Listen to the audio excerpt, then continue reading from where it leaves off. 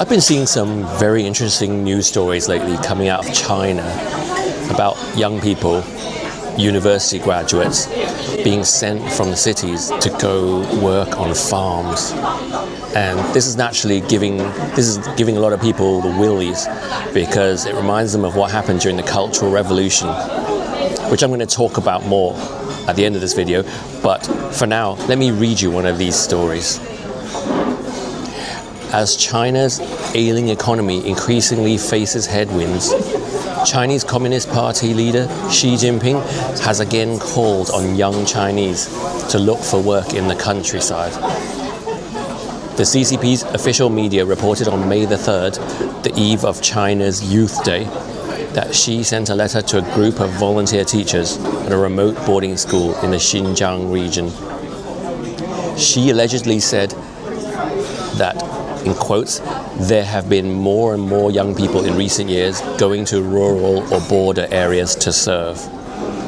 He called on young people nationwide to, quote, go to where the motherland and the people need you most to shine and give your best. Party authorities have repeatedly urged young Chinese to seek work in rural areas amid poor prospects for them in the general economy. In a 2023 letter, Xi encouraged college students to go to the countryside at a time when the unemployment rate among Chinese urban youth aged 16 to 24 had reached a historic high of 21.3%, with 11.58 million college graduates entering the job market in June that year. That same year, the Guangdong Provincial Communist Youth League Committee planned to organize 300,000 young people to move to the countryside over the following 3 years. The announcement evoked sensitive memories for many Chinese people. From 1968 to 1978, about 17 million Chinese college and high school students, known as the sent down youth, were forcibly sent to the countryside to be re-educated by poor and lower middle peasants. So naturally, the 300,000 urban youth currently being sent from cities to the countryside to learn agricultural ways are a nervous reminder for a lot of people about the Cultural Revolution. But the circumstances are very different, because back in the day, the Cultural Revolution was about fighting capitalism, because it was considered that they'd lost their traditional Chinese values as a result of Western capitalist influences, and that is why Mao sent a generation to the country.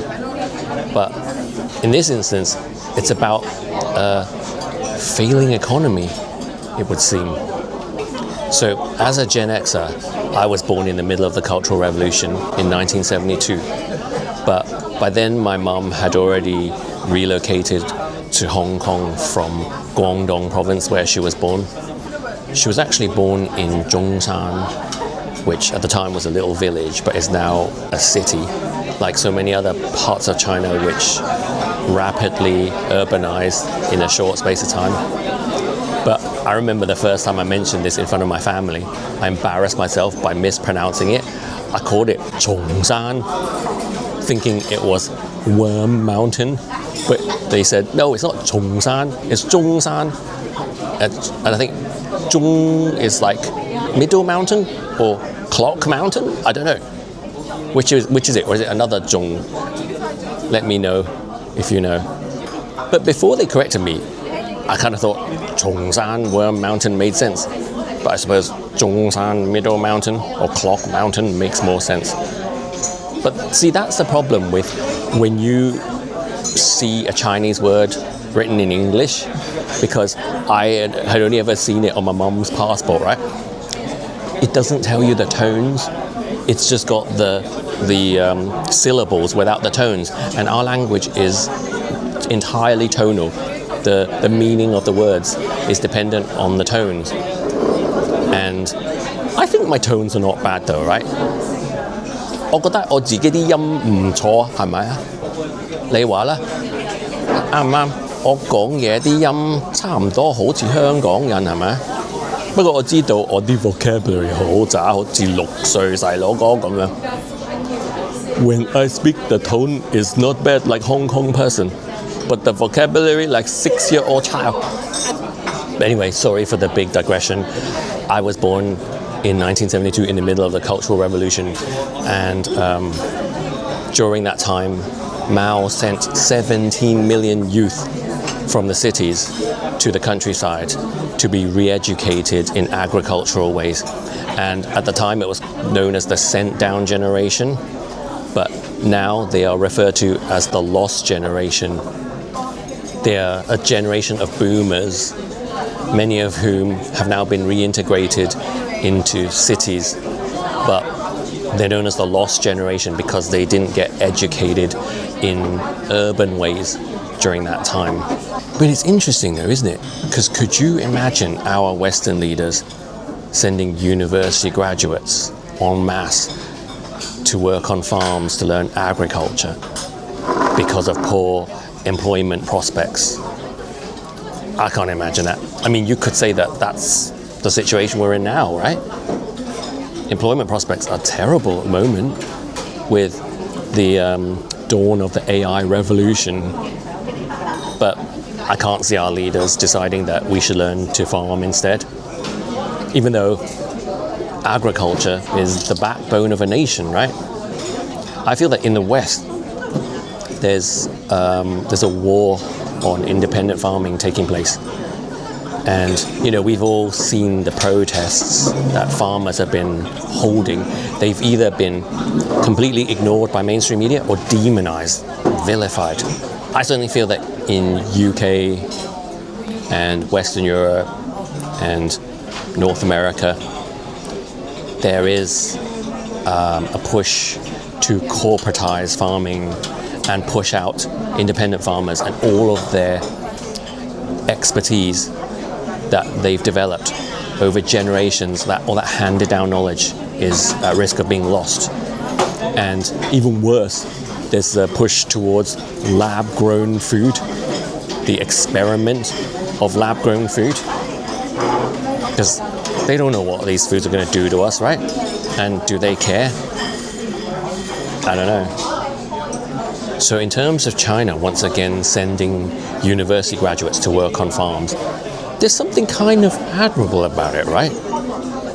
Because we're so used to looking at nations in a black and white sense, like good or bad, but there's nuance, right? And as much as China has problems, which we can't discuss, and hence why I talk so much about the erosion of free speech in the West, because we can still talk freely here in the West, right? But I feel that it's slipping away. So nothing is black and white. No nation is pure good or pure bad. And there are many things that I do admire about what they're doing in China. And I feel that agricultural education is surely a positive. I mean, we humans have been hunter-gatherers throughout history until fairly recently, right? And hunting is over now, but we are kind of in the final throes of gathering, and when we no longer have agricultural knowledge, then we will be completely dependent on government and corporations, and that's how they want us to be, isn't it? I mean, with the way things are going now, I would love to be able to go off-grid and move to a foreign country and grow my own food, but I wouldn't have a clue how to. But it is a growing movement right now, isn't it? To educate your own children and learn to be independent and live off the land. If or when the shit hits the fan and the grid collapses, the people who made that choice, they will be the lucky ones. We will all be cannibalizing each other like zombies.